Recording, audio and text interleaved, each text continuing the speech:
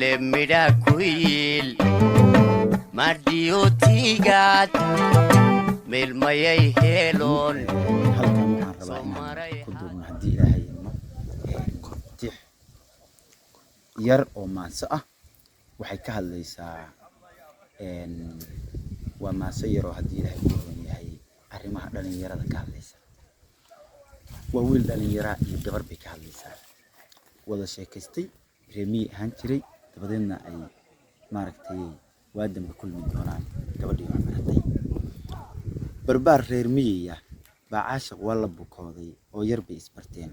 noloshu waa baadiye oo balad maleh la yaqaan sheekadii la bilaabana safar baa ku bargooyay oo midba geesu boqol ilaah baana basiiree balcad bay yarti gaadhay oo cilmi bay ka bilowday saayirkii barigii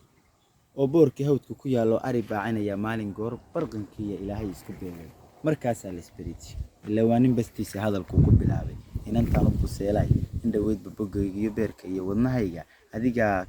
adiga ku dhex baahay inaan baa caashar abidkay la bukoodo adna aad ka dulboodo bilaash moodo jacaylka macilmigaad barataa ku baneeyay walaa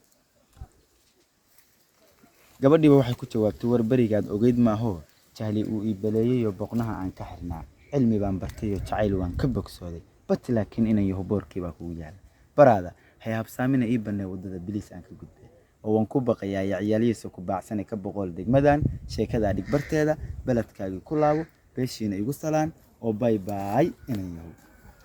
inankii baa wuxuu ku jawaabay markaa wuxuu ku jawaabay